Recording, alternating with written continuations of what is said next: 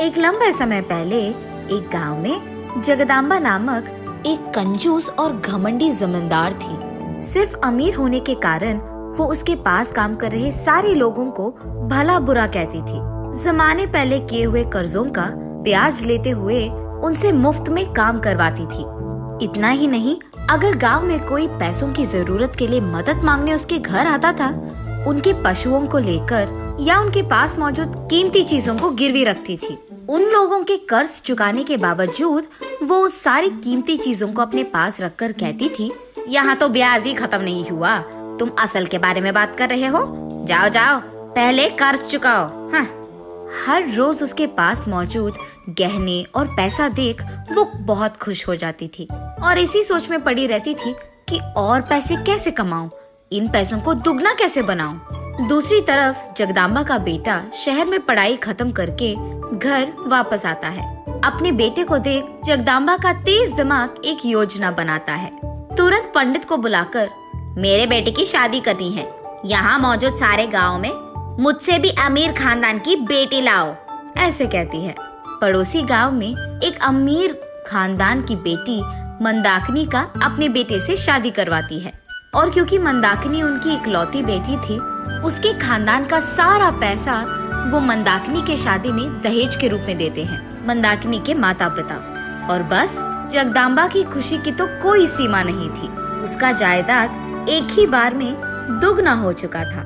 लेकिन मंदाकिनी जगदाम्बा की तरह कंजूस नहीं थी। वो अपना मनपसंद खाना खाती थी, मनपसंद चीजें करती थी और उसको जैसे पसंद था वैसे ही रहती थी। लेकिन यहाँ उसकी सास दिन ब दिन कंजूस बनते जा रही थी। एक दिन जब मंदाकिनी टीवी देख रही थी, जगदम्बा आकर, इतनी हरी भरी प्रकृति है, इतना अच्छा मौसम है, तुम घर में टीवी क्या देख रही हो?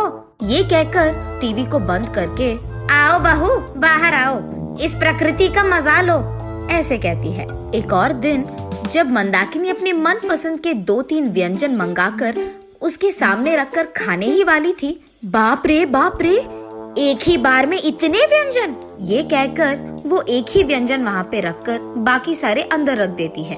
अपनी सास की कंजूसी देख मंदाकिनी थक जाती है और वो ठान बैठती है कि वो अपनी सास को सबक भी सिखाएगी और उनमें बदलाव भी लाएगी। वो उसके घर में मौजूद पुराना टीवी फेंककर एक बड़ा टीवी और फैन को निकालकर एसी लगवाती है। ये देख जगदाम्बा, अरे बाप रे बहू, क्या तुम पागल हो गई हो? इतने पैसों का नुकसान क्यों कर रही हो? वैसे इन सब की अब क्या जरूरत है? जानती भी हो कि करंट बिल कितना आएगा।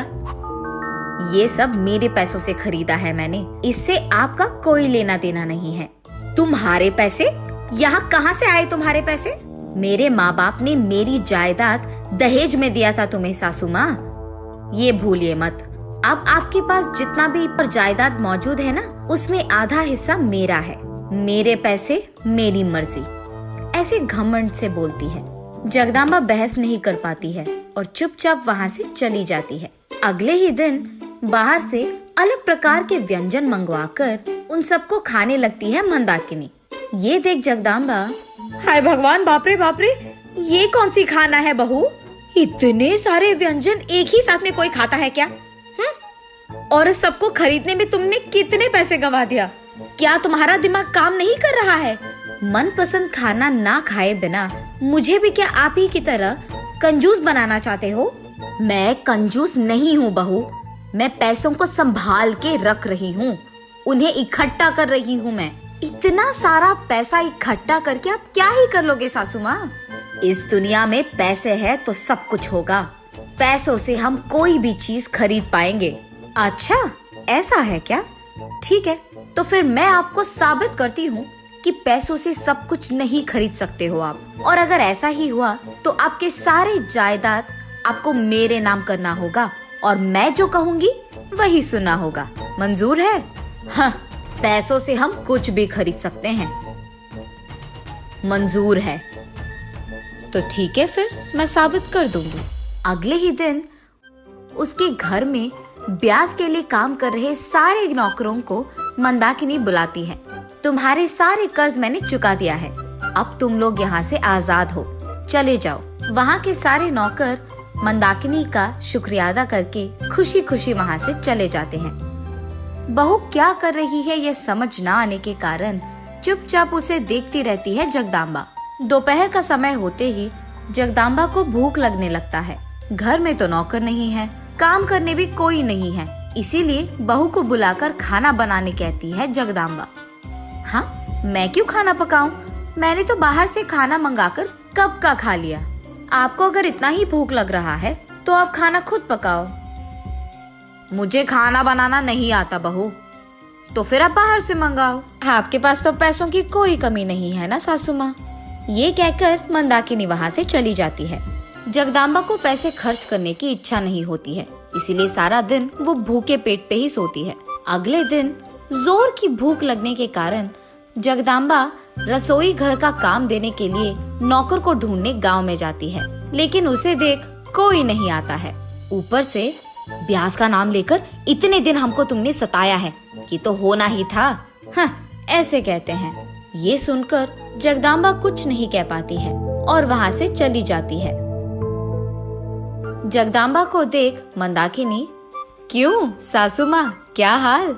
आपको नौकर नहीं मिले क्या? हाँ, मैंने तो ये भी कहा कि मैं पैसे दे दूंगी, फिर भी कोई नहीं आया। समझा आपने? पैसों से सब कुछ नहीं खरीद पाएंगे आप। पैसों से सब खरीद पाओगे, ये सोच बेवकूफी है। और अब जो आप हार गए, आपका सारा जायदाद मेरा है। घर की जिम्मेदारी मुझ पर छोड़ दीजिए और आप एक कोने में बैठकर खुश रहिए, बाकी मैं संभाल लूंगी। ऐसे कहती है मंदाकिनी। जगदाम्बा चुपचाप घर की जिम्मेदारी और चाबी दोनों मंदाकिनी के हाथ में सौंप देती है और चुपचाप कोने में बैठी रहती है जगदाम्बा। नैतिक, इस सारी दुनिया में सब कुछ पैसों से नहीं खरीद पाओगे। हमारे व्यवहार से ही कुछ चीजों को कमाया जाता है।